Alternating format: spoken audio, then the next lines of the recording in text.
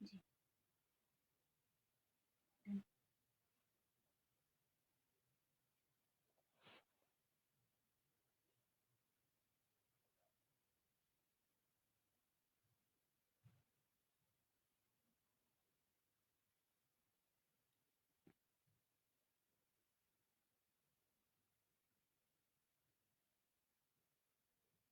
मैं पटल पर अपने सहयोगियों को देख सकती हूँ। अभी मुझसे 10 लोग जुड़े हैं और आप सभी का धन्यवाद करती हूँ मेरे साथ जुड़ने के लिए। आशा है मेरी आवाज़ आ रही होगी, मैं किसी के कमेंट नहीं पढ़ पा रही हूँ। यदि मुझे कोई कमेंट कीजिए करेगा तो प्लीज़ मुझे बताएँ कि क्या मेरी आवाज़ आप तक पहुँच पा रही है?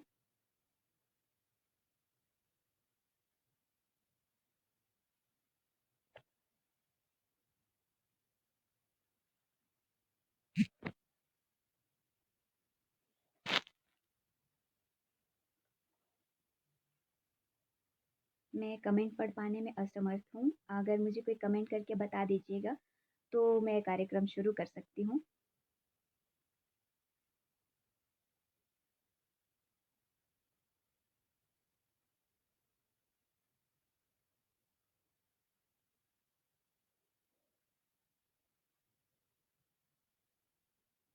जी, प्रवेश नेगी जी। जी, धन्यवाद। धन्यवाद पूर्णेंदु जी। आवाज़ आ रही है, तो आप सभी से मैं शुरुआत करना चाहूँगी। सर्वप्रथम विद्या की देवी सरस्वती को शत-शत नमन और आप सभी सदस्यों का धन्यवाद करना चाहूँगी। इस समय पटल पर मेरे साथ 23 सदस्य जुड़ चुके हैं और एमसीएन पेज का मैं धन्यवाद करना चाहूँगी, पुनः धन्यवाद करना चाहूँगी कि मुझे पटल पर आने का मौका दिया और अपने विचारों को आप सभी के समक्ष रखने का भी मौका दिया। इसके साथ ही मैं अपना कार्यक्रम शुरू करने जा रही हूँ, आप सभी साथ दीजिएगा। मैं सबसे पहले अपने बारे में बताना चाहूँगी, मेरा नाम रेखा ठाकुर है और हिमाचल प्रदेश विश्वविद्यालय से मैं हिंदी साहित्य में एमफ़िल कर रही हूँ और हिंदी साहित्य मेरा प्रिय विषय है। जी, आप सभी का धन्यवाद। साउंड कम आ रहा है। आशा है अब भी साउंड ठीक आ रहा होगा। मैं शुरू करती हूँ और हिंदी साहित्य के प्रति मुझे विशेष लगाव है। कविता करना मेरा कोई लक्ष्य नहीं था, पर आप सभी इतना साथ देते हैं, आप सभी शायद मुझे इतना पसंद करते हैं कि आप सभी की वजह से मैं बार-बार पटल पर आ जाती हूँ या मजबूर हो जाती हूँ और इसके लिए सभी लोगों का धन्यवाद है, मेरा साथ देने वाले सभी लोगों का। मेरे विषय मुख्यतः जो कविता में रहते हैं, वो मानवीय विषय रहते हैं, नैतिक मुद्दों पर रहते हैं या फिर हम कई बार जिन सवालों का जवाब खुद से नहीं पाते हैं, उन सवालों का उत्तर ढूँढने की कोशिश करती हूँ और मुख्य रूप से स्त्री विमर्श पर लिखना मेरा प्रिय विषय रहा है क्योंकि खुद एक स्त्री होने के नाते और अपने चारों ओर जिन औरतों को मैं कुछ भी झेलते हुए देखती हूँ या जीवन का निर्वाह करते हुए देखती हूँ। सिर्फ़ औरत का मैं ये नहीं कहूँगी कि औरत को सिर्फ़ झेलना ही पड़ता है। कई काम ऐसे होते हैं जो औरत चुप रहकर करती है। मैं उनके पीछे एक ध्वनि तलाशने की कोशिश करती हूँ। साथ दीजिएगा, मैं यहीं से अपनी कविताओं की शुरुआत करना चाहूँगी।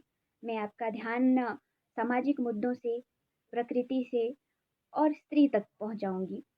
और इसी तरह मैं अपनी कविता शुरू कर रही हूँ। सबसे पहले हम आज के समय में प्रेम शब्द को किस अर्थ में समझते हैं?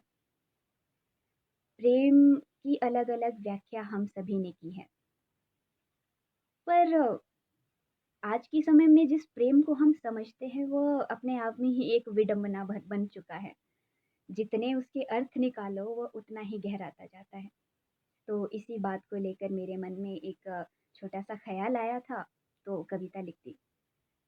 मेरी इस कविता का शीर्षक बहुत लेट निर्धारित किया गया था। तो छोटी-सी लाइन आपके सामने प्रस्तुत करती हूँ। इस कविता का शीर्षक है प्रीत। क्या रिश्ते क्या नाते, क्या रिश्ते क्या नाते, कैसी ये रीत दुनिया की।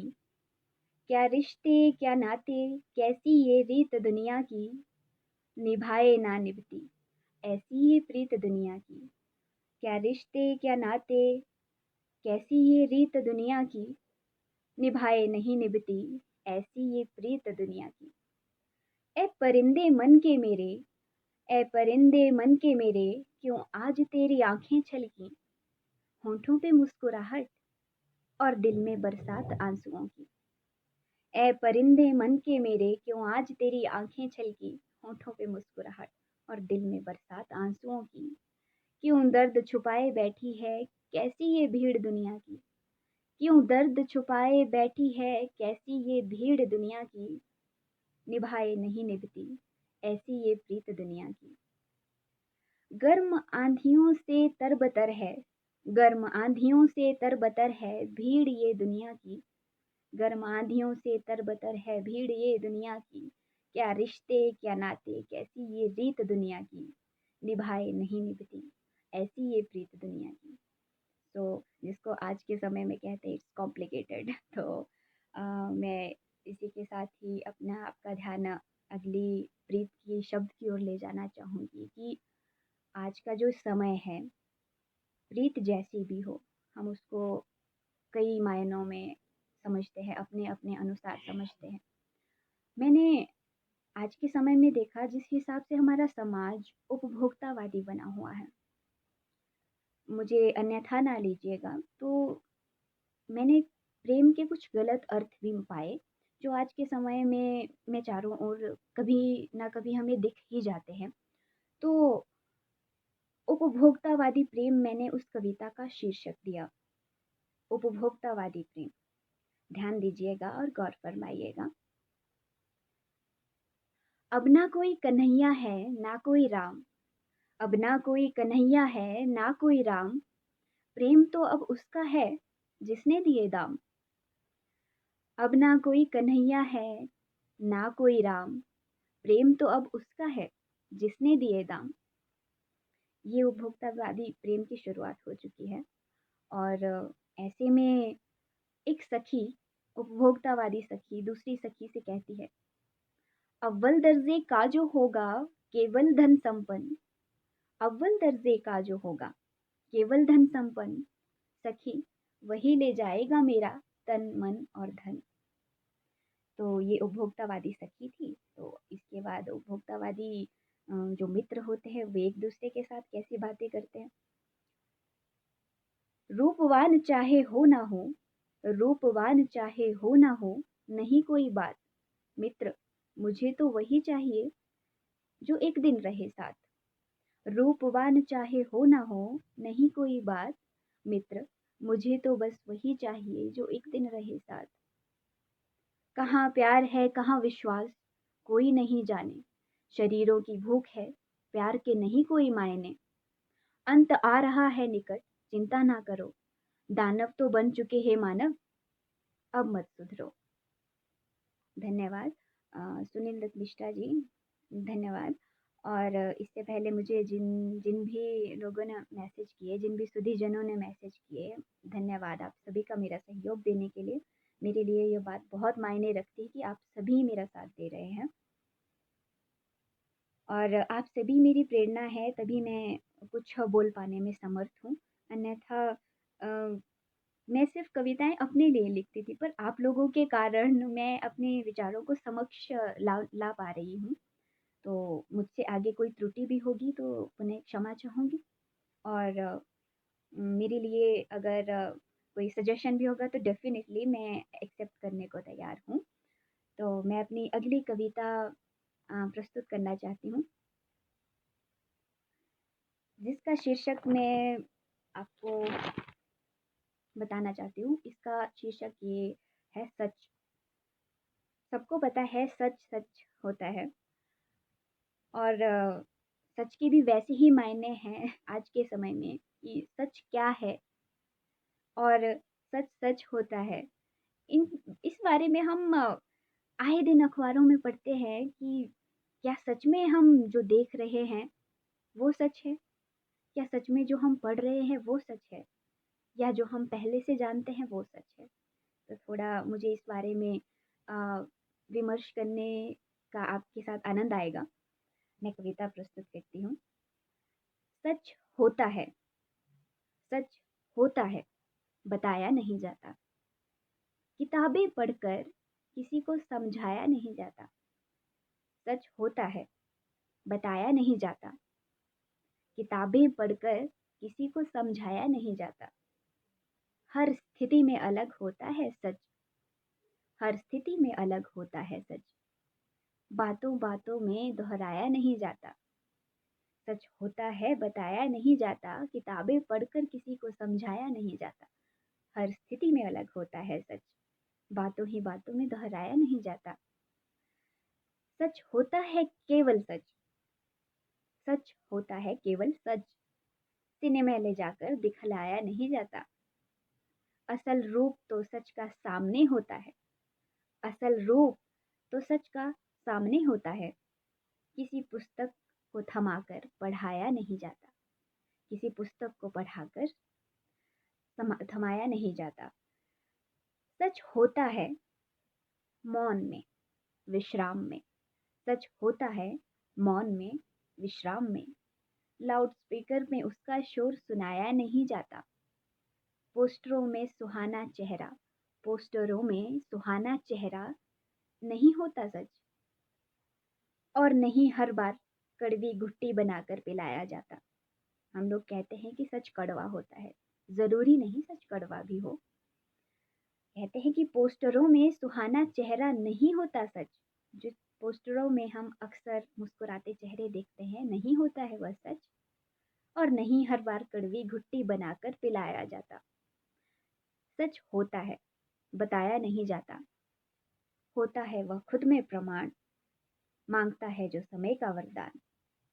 नहीं जबरन सब तक पहुंचाया जाता। नहीं बार बार दोहराया जाता। सच होता है, बताया नहीं जाता। धन्यवाद आप सभी का पुनः मुझे सुनने के लिए। इसके बाद मैं आपका ध्यान सामाजिक मुद्दों की ओर ले जाना चाहूँगी। जी, धन्यवाद आप सभी का। सामाजिक मुद्दों पे आपका ध्यान ले जा रही हूँ। सामाजिक मुद्दों में सबसे पहले हमारा केंद्र मानव होता है और मानव की संवेदना होती है। उस संवेदना में मैंने अपने आसपास सबसे ज़्यादा जो चीज़ हमें जब जोड़ती है वह किसी औरत का उसका पति का साथ छोड़ जाना होता है। पति पत्नी बहुत सारे सपने संजोकर अपने पति के घर आती है, परंतु अकाल मृत्यु यदि किसी के पति की हो जाती है तो वो स्त्री, मैं उसकी संवेदना को शायद कहीं भी नहीं समझ सकती हूँ, पर मैं उनके दर्द को महसूस कर सकती हूँ। तो मैंने कुछ शब्दों में लिखने की कोशिश की है विधवा स्त्री की स्थिति को लेकर। तो आगे कविता कहती हूँ। जब आई थी, जब आई थी रंगों से भरी पड़ी थी। जब स्त्री विवाह करती है तो जब आई थी रंगों से भरी पड़ी थी। आकाश के सितारे संपूर्ण जैसे स्वयं पर ओढ़ी थी। जब आई थी रंगों से भरी पड़ी थी।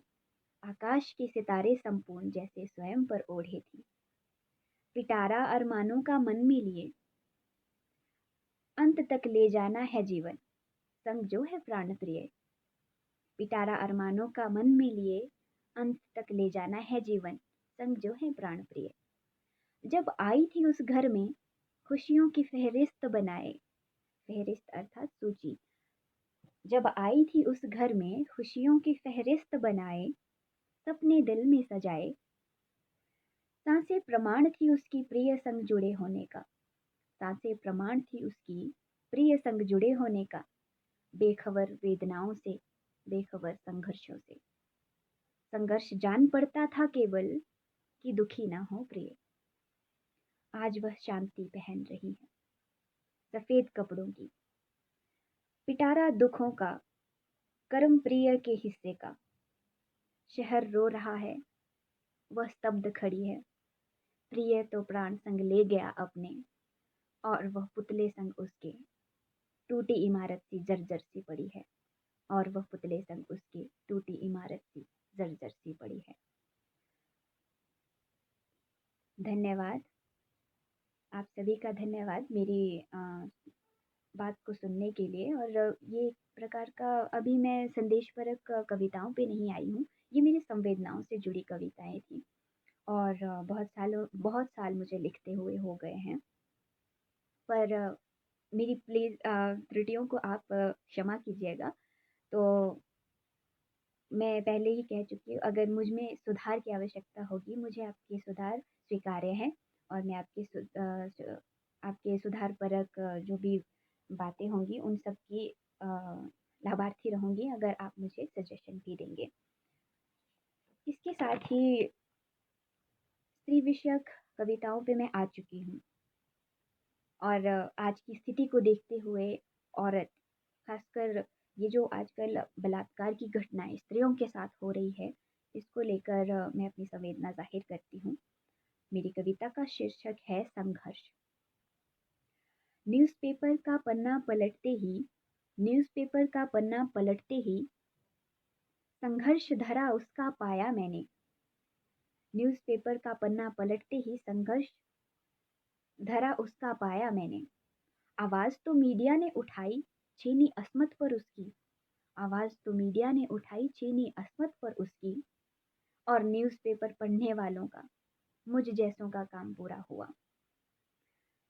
वो जद्दोजहद करती रही, वो जद्दोजहद करती रही और दरिंदे खुशी पा गए।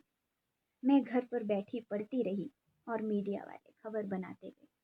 मीडिया वाले अन्यथा ना लें, मैं सिर्फ उस संघर्ष को समक्ष लाना चाहती हूँ। और थोड़ी सी आलोचना के शब्दों में भी मैं यही कहना चाहती हूँ कि हम जैसे जो न्यूज़पेपर पढ़ने वाले हैं, इस तरह की घटनाएं पढ़कर अक्सर टाल देते हैं, और भूलने के लिए हमें 2 दिन भी नहीं लगते।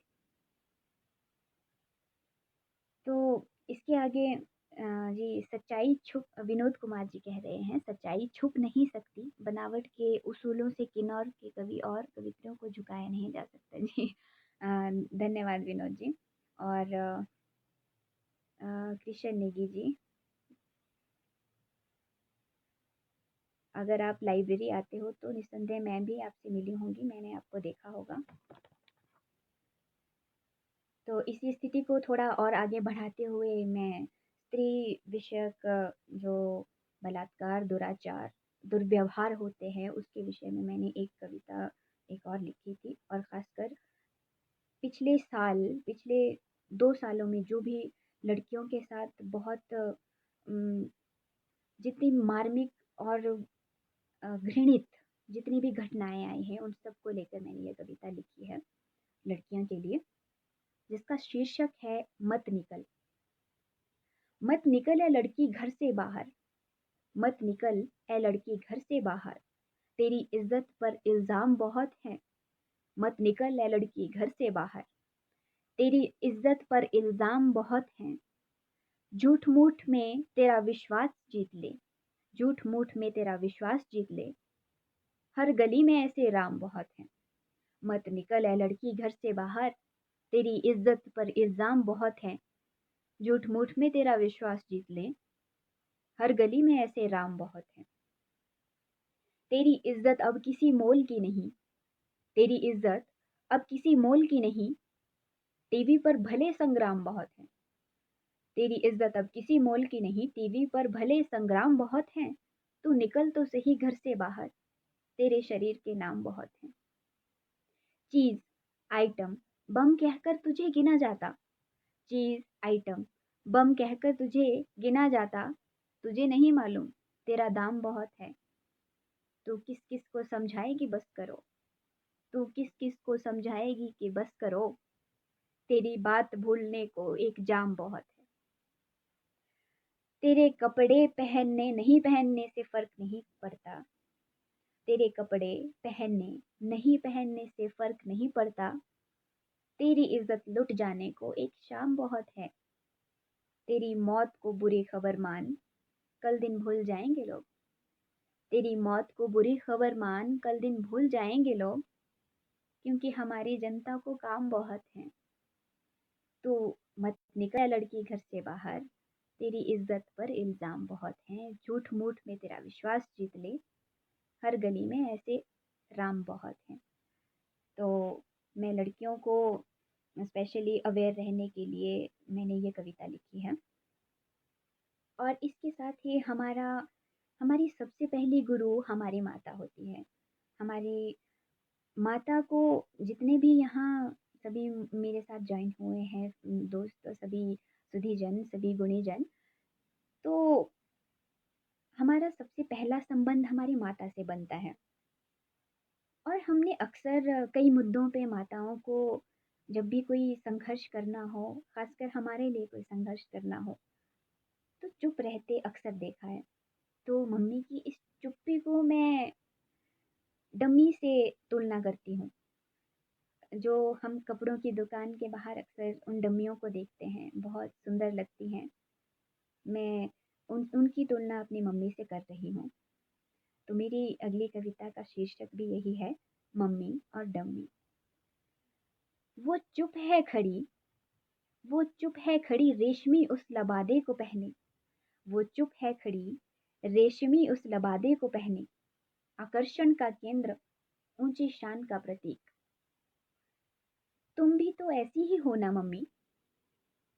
डम्मी कहती नहीं, सहती है।